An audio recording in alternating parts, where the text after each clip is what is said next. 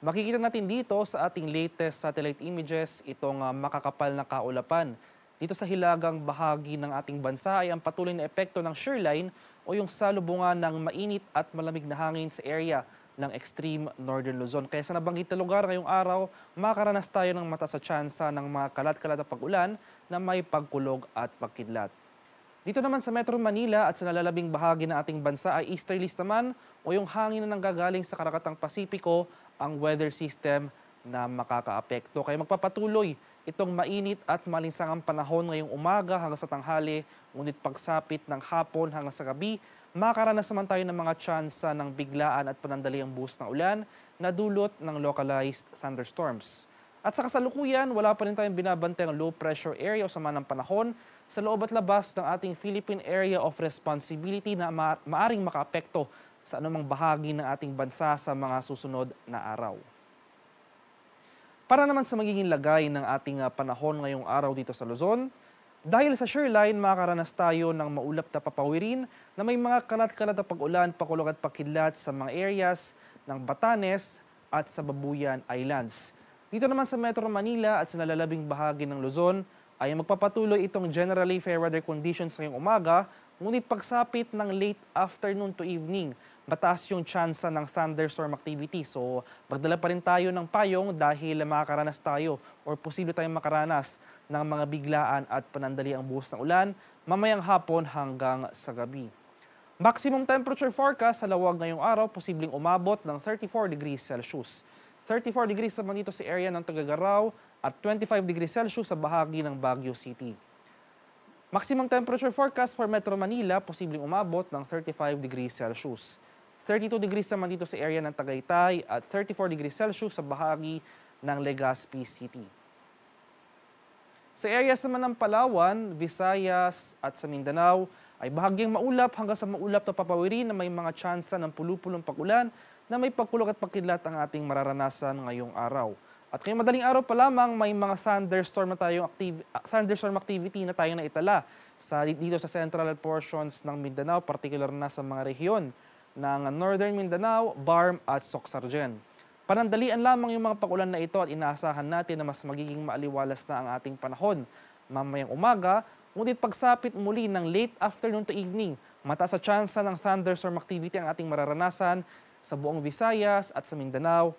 Kaya mag-anda pa rin tayo dahil posible pa rin magdulot ng mga biglang pagbaha or pagguho ng lupa ang mga thunderstorms na ito.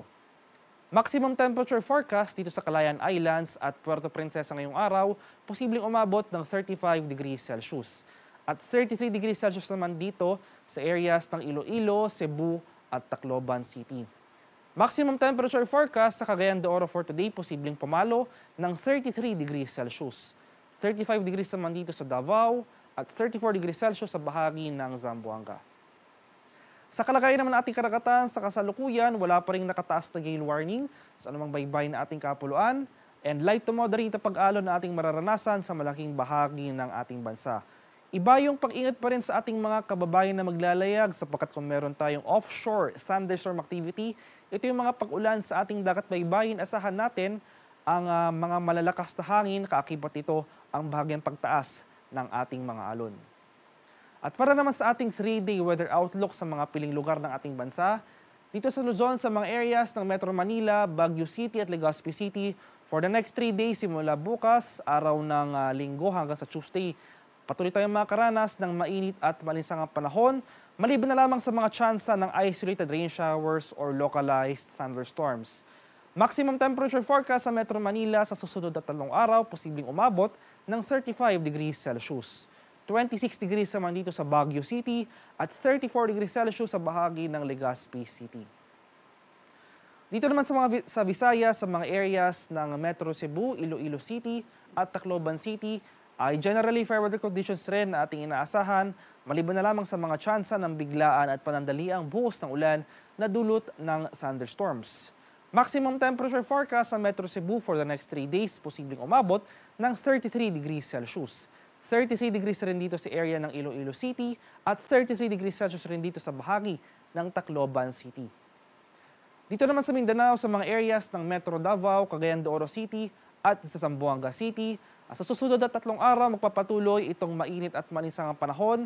Magdala pa rin tayo ng pananggalang sa ulan dahil nananatiling mataas yung tsansa ng thunderstorm activity simula late afternoon to evening. Maximum temperature forecast para sa Metro Davao for the next 3 days, posibleng umabot ng 35 degrees Celsius.